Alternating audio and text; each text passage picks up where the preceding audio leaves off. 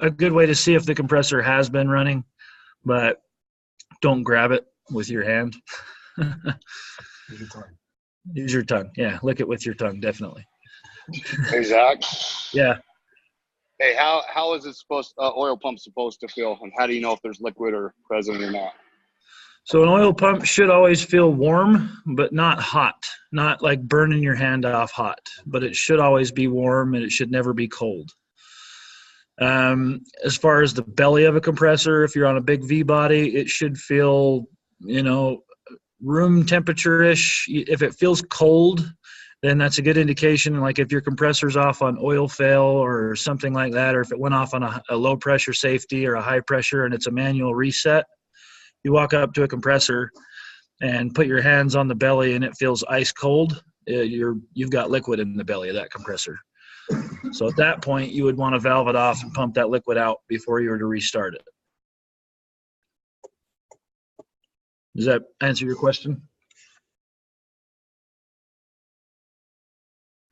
Yep, thanks. Okay. Next thing, if the compressor is not running, you will check power, check your contactor, your start components. If it's a single phase compressor, you're going to have a few start components in there. If it's a smaller system, you could have a capacitor, a relay, and an external overload. Some of the bigger compressors that are single phase, they'll have an internal overload, also with a relay and a capacitor. You're all familiar with how to test capacitors? Anybody not know how to test a capacitor?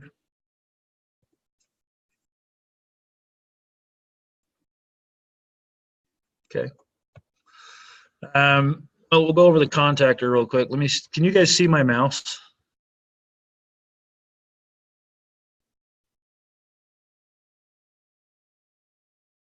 Anybody? I can. You can? I can. Okay. So on your contactors, they're not always like this, but for the most part, your coil voltage is going to be the 2 pins in the back. Sometimes they'll be on the sides, or if the contactor is flipped over, those will be on the bottom. Depending on what kind of contactor you're using, it could be most of them we run into in the field are going to be same voltage as the contactor is, so 208, or if it's a smaller case, it could be 120. But if you get into the supermarket refrigeration, a lot of those run off of a control circuit. So you got to make sure you're paying attention to what your control voltage is before you start jumping to conclusions whether or not it's pulling the contactor in like it should be. I've had a few guys have issues with that in the past, so I just want to make sure everybody's clear on where the coil is on a contactor when someone is asking you over the phone to check the coil voltage. Next thing you want to check is your safety controls. That includes high pressure, low pressure, oil safeties, overloads, all that kind of stuff. This is a dual pressure control, so this one controls your low pressure side and your high pressure. This one is just a high pressure, and this one is just a low pressure. On this dual pressure here, you're going to have a cut in and a cut out. So cut in is what the compressor will turn back on at when the pressure rises, and cut out is obviously what it will shut off at. We don't ever want to rely on these 100%. I mean, they're pretty accurate. Like if this says it's set at 40, it's pretty close, but always gauge up whenever you're setting these. Make sure that you actually pump the compressor down and verify on your manifold what the pressure is at when the compressor shuts off. We don't ever want to pump a compressor down into a vacuum or have it shutting off, too soon or too late. So make sure you double check that. Same thing with the high pressure side as well. Is everyone familiar with how to test one of these safeties? They have 2 terminals where wires will connect. You take your meter, your voltage meter, and test for voltage between the 2 points. If you have voltage, that means it's open. If you have 0, that means it's closed. Oil safeties is going to be another big one. Anybody that's been in this for a while can tell you one of the most frustrating things to deal with in rack refrigeration is oil controls. Oil problems are one of the hardest things to find and diagnose properly. They're, you can be chasing them for days. You think you got it, you got everything running, and all of a sudden you come back the next day and the compressor's off on oil fail again. There's a few different types of oil controls. All of them are preset. You can't adjust them. They do that for a reason. It's designed to save the compressor, so don't ever try to mess with them. Also, if it is tripped, if you get to that point and you figure out that it's off on oil fail, don't push the red button or the black button or the silver button or whatever the button is. Don't push it. First, you want to go through the compressor and check it. Make sure that you've felt the belly and it doesn't feel like there's liquid in it. Make sure that you've checked the oil pot on the side of the compressor and the sight glass, and make sure there's oil in the compressor. At that point, once you feel like you have you're pretty confident that it's safe to restart, then you can go ahead and get ready to restart the compressor, but you also want to locate the switch for the compressor first. Either the disconnect or the compressor switch on the rack or a breaker or whatever it may be. Locate it, know where it is, and be able to get to it quickly. If you go ahead and push that reset button and give it a couple seconds, sometimes it will make a little bit of a louder noise when it starts up, but if it starts making a god-awful clanking, grinding noise, shut it off quickly. Does anyone have any more they want to talk about with oil safeties, or they got a pretty good grasp on it?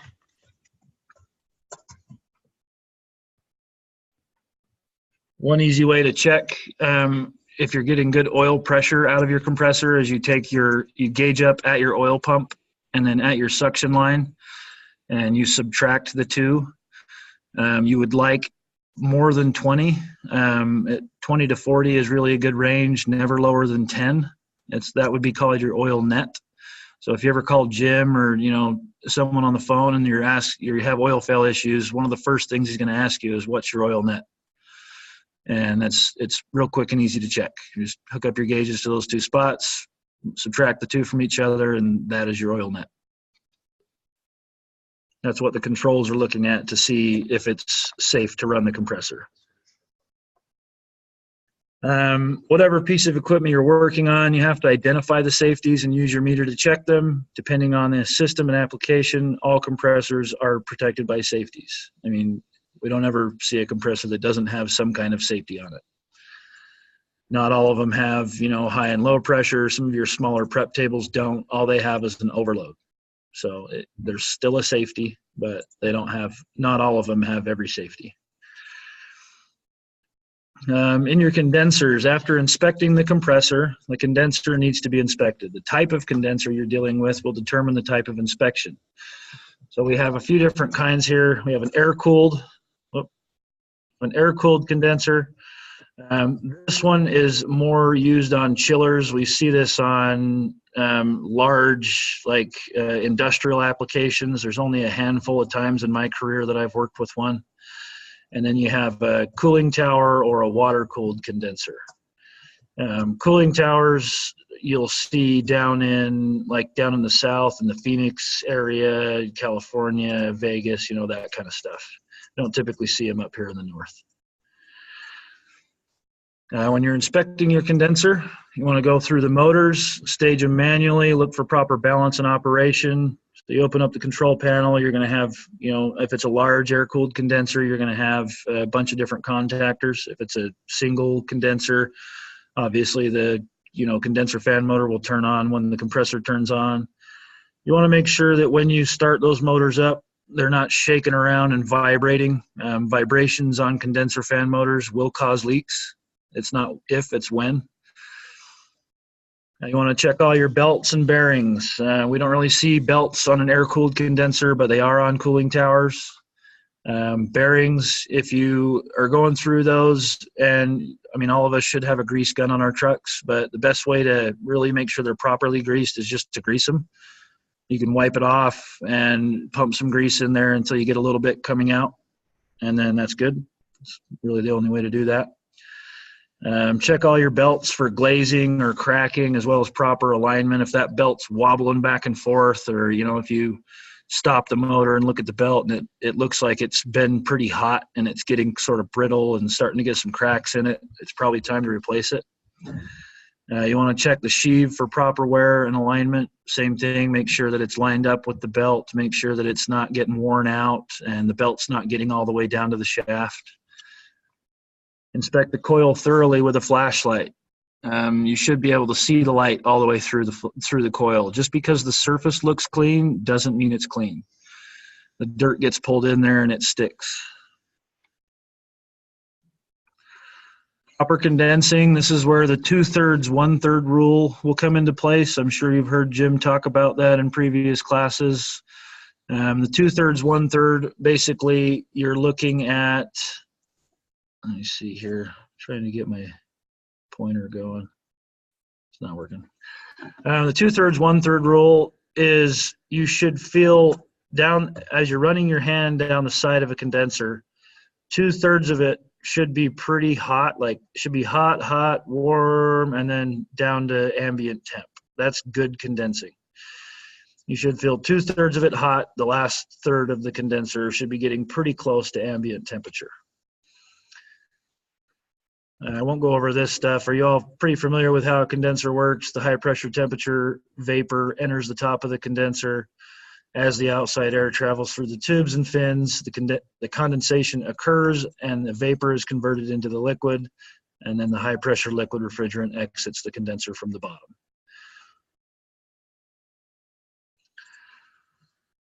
When you're checking for proper condensing, what are some of the ways you can check? Anybody got anything on that?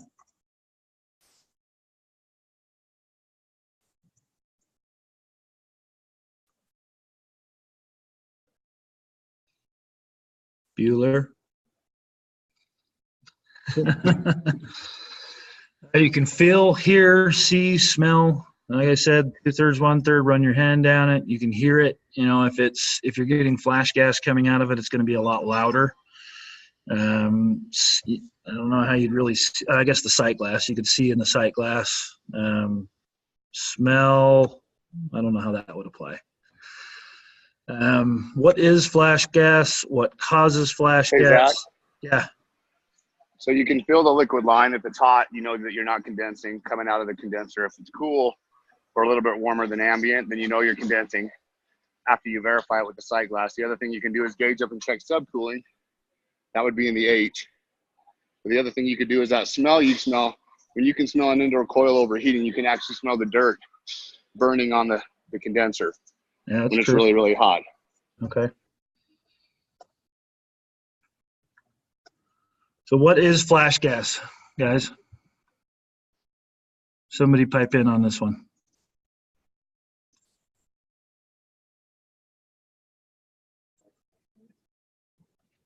No, it's not. It's not flash dance. It's flash gas. Flash gas is when the vapor doesn't condense all the way through the condensing process. So therefore it flashes through the sight glass because it's not fully condensed to a liquid. Right. What causes that? Somebody else.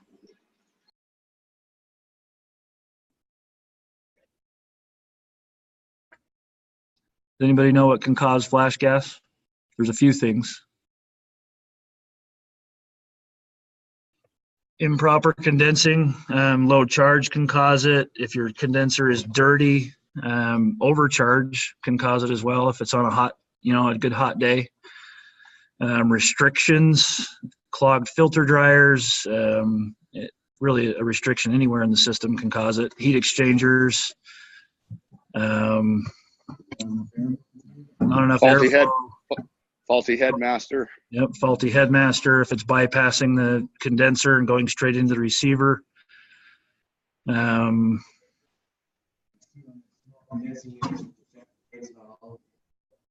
Yeah, if the fan blade's not pulling enough air.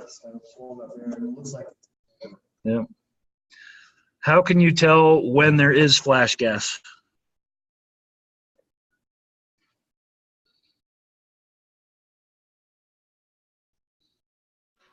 Feel the liquid line. Yep. Feel the liquid line. Look at your sight glass. If your sight glass, you see the liquid just screaming by, it's, kind of foamy a little bit. You have a hot liquid line, you down at your TXV and your TXV's warm. few ways to tell. Take the temperature on your liquid line. Liquid line should always be pretty close to ambient temp.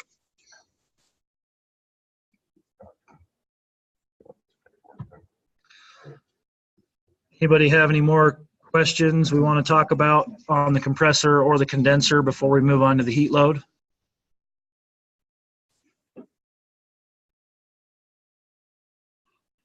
Okay.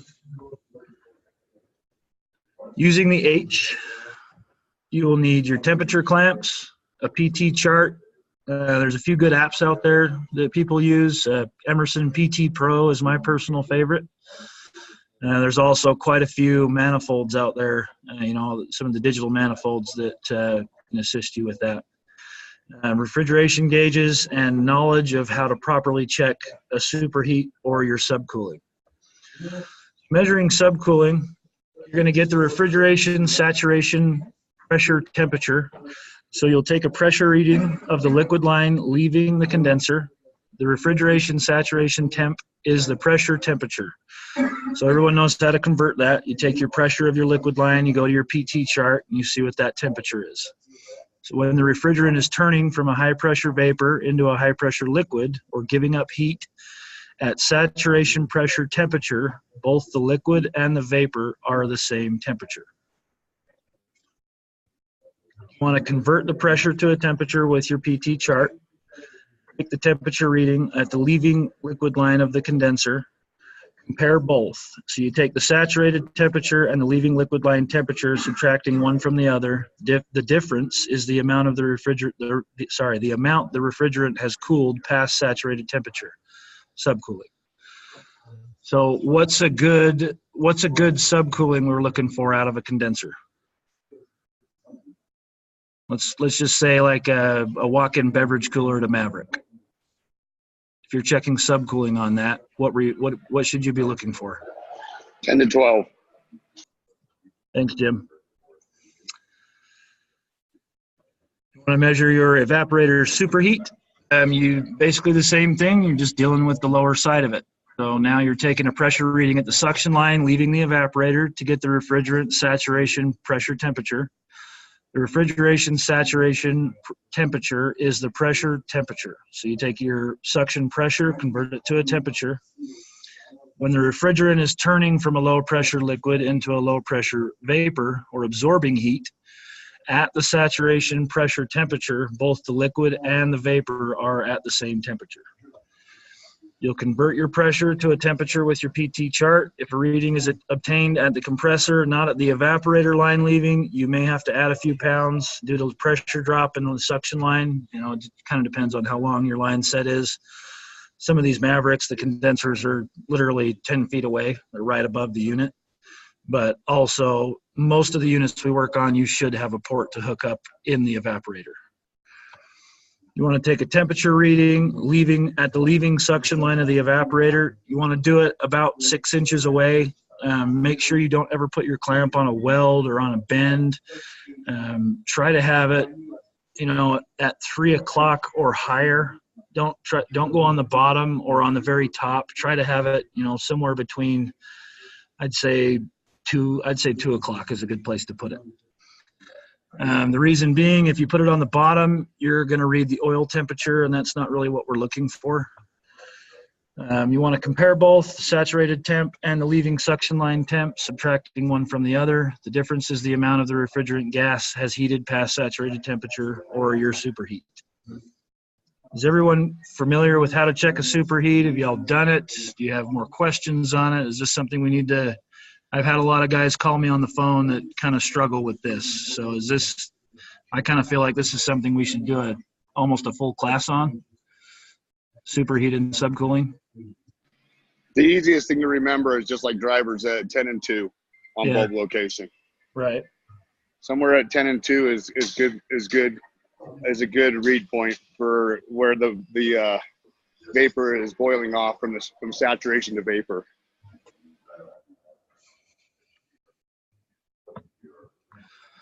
I'm sure we've all seen this. It's in just about every RSD or United or any of our suppliers, those little notepads they give us. You've got this in there towards the back along with the PT chart.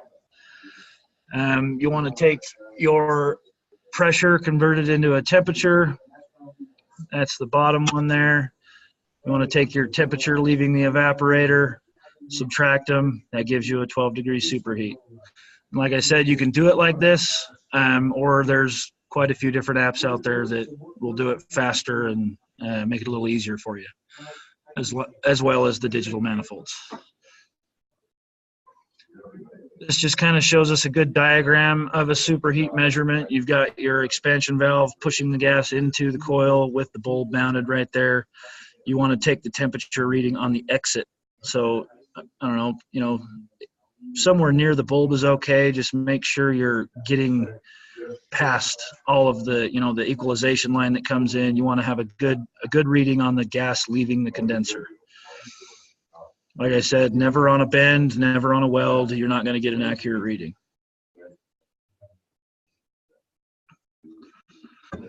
This will go through your superheat steps. So you want to gauge up to your outlet, suction Schrader port as close to the evaporator as possible. Take your temp clamp 6 inches away where the suction leaves the evaporator. Never clamp on a weld or bend. Using your PT chart, convert the pressure to a temperature. If you're using a blended refrigerant with a temperature glide, you'll be using the dew point on your PT chart. Does anybody know what it's talking about right there, where we're talking about a blended refrigerant? Some of these new ones that are coming out, like for instance, Maverick is using 448A now in a lot of their zero zone ice cream freezers. This is one that has a huge glide. This is going to be one that's a little bit more difficult to deal with. So the easiest way to know if you're dealing with the blended vac would have a glide, correct? Yes.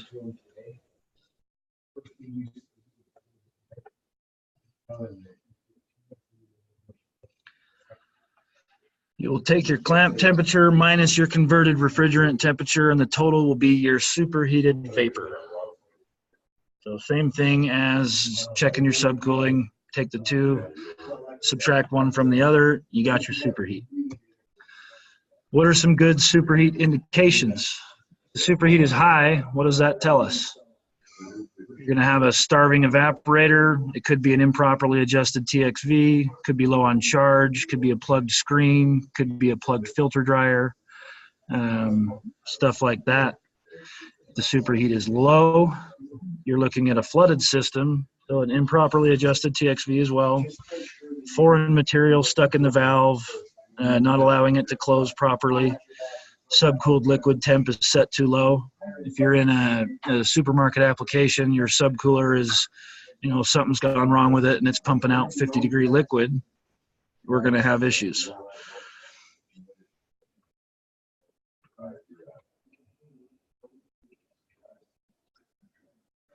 Standard superheat readings, ice machines are looking for 4 to 6 degrees, freezers are 6 to 8, and coolers are 10 to 12. Depending on the type of box you're looking at, so like on a sub-zero freezer that's holding ice cream, I would shoot for more around 6. If it's holding at 0 degrees, you could be closer to 8. Same with a cooler, like on a Maverick, if we're working in a beer cave, they run those at 32 degrees. I would try to get a little closer to 10 on that one. Whereas if you're in their deli cooler that's just holding product at 36, 35, 36 degrees, you could be closer to 12. You kind of got to just take it as you go and make the best judgment call you can. AC units don't use subcooling or superheat as a measurement. They use subcooling. They use subcooling for pretty much everything in AC. Some of them do have expansion valves that you can mess with, but typically we don't really see that a lot at the stores we deal with. When is a superheat okay? When the case is within 5 degrees of its satisfactory conditions.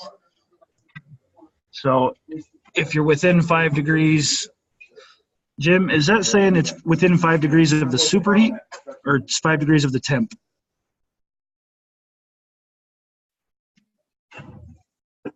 You still there? Yeah, so 5 degrees is superheat. So it's saying as long as it's within 5 degrees of superheat. Yeah, and that it's a little bit incorrect because we're running those low profile coils in Maverick at a 4. Yeah. So you can still be as low as 4 guys on they run those coils pretty saturated on those low profiles. So just make sure that you understand what your manufacturer spec is. So because I would say for a good rule of thumb is to get a 5 that's pretty close to 4. But some of these low pro coils require a 4-degree superheat. They're saturating those coils pretty heavily. I think what they're talking about on this is when you're checking that final superheat setting, and it is within 5 degrees of your desired box temp or your case temp. Okay. That's correct. Yes, you don't even want to start checking superheat until you're within 5 degrees of your optimum temp. All right. So what this question should say is, when is it okay to check your superheat? See if we can get that switched. Steps for a compressor superheat. When you're checking the compressor superheat, you're going to gauge up to your suction king valve port or process tube, or somewhere right there close to the compressor on the suction line. Same steps. You're going to use your PT chart. You'll then take your pressure and convert it to a temperature. If you're using a blended refrigerant, you're going to use the dew point measurement on your chart. Taking your temperature clamp, you'll apply it 6 inches away from the king valve port. Taking the clamp measurement and subtracting the gauge temp will give you your compressor superheat. Anyone know what we're looking for as a good compressor superheat on a, let's say, a medium temp application?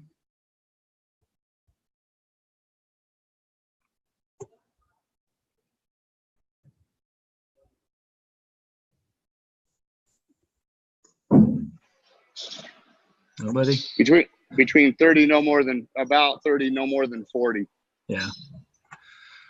30 to 40 on medium temp. What would you say on low temp, Jim? You can run that as low as 20. I've seen them run as low as 18 on a parallel, but on a single system, anywhere between 20 to 30. Yeah. Okay.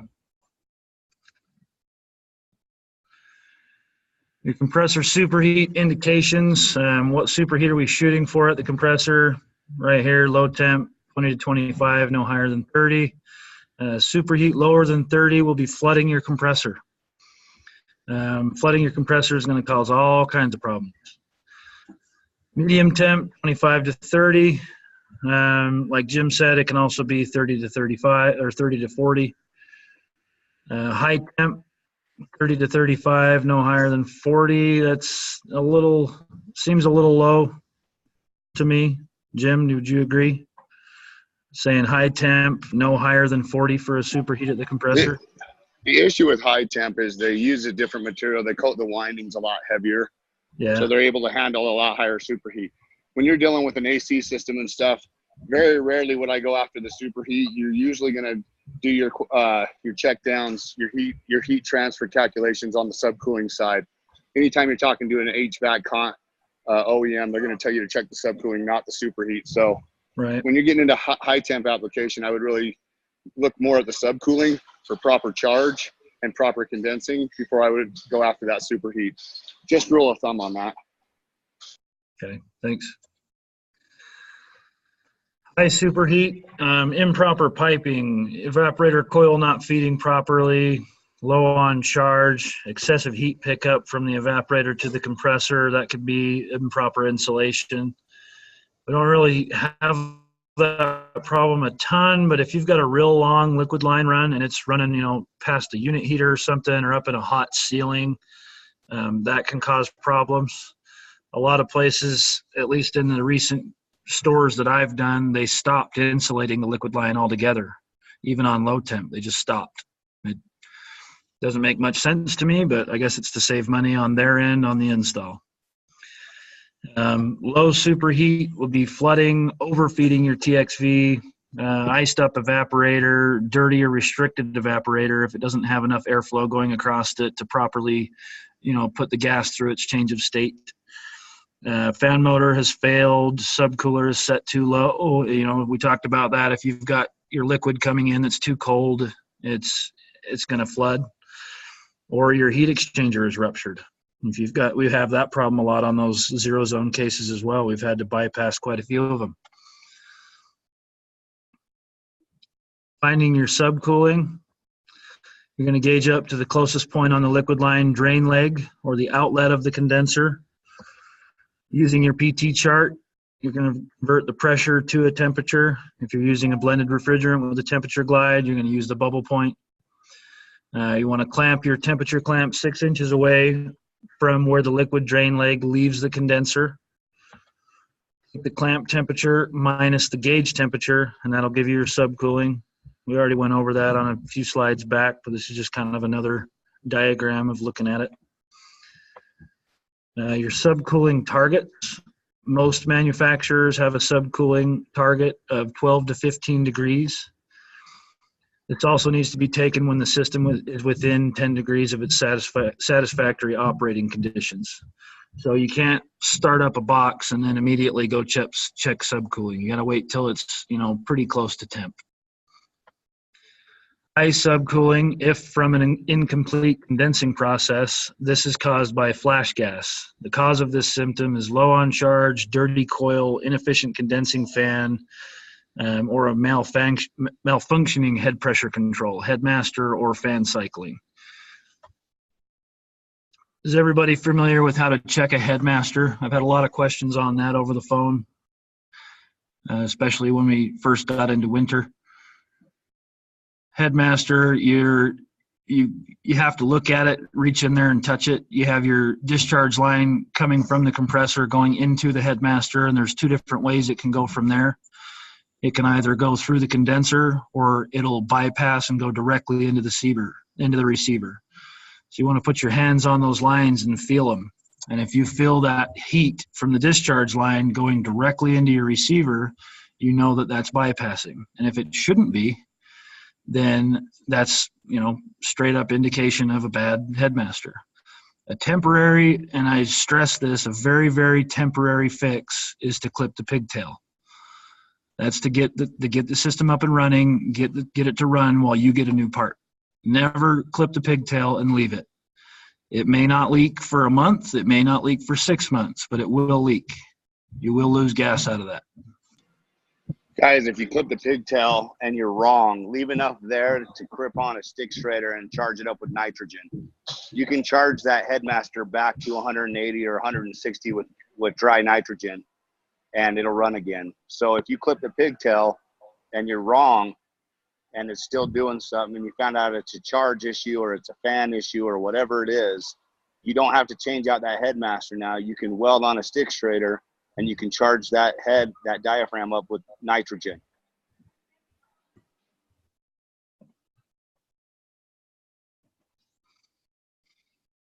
And it goes to review, but there is no review.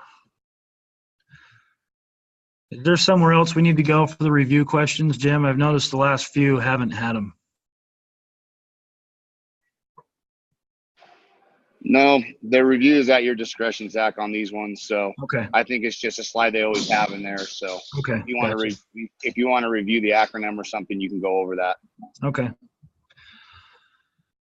Guys, if any of you have any questions on this, the tech method, it really is here for you. It's to help you do your job better, more efficiently, faster, make it easier on you so you're not chasing your tail.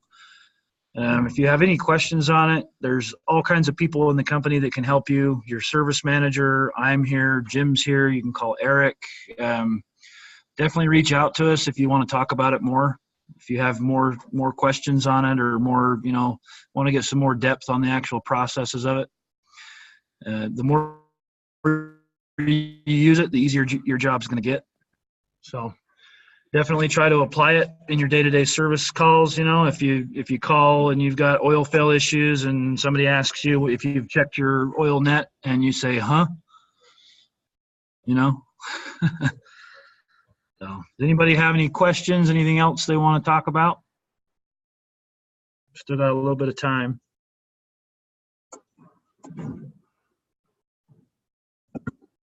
Anything on your end, Sean?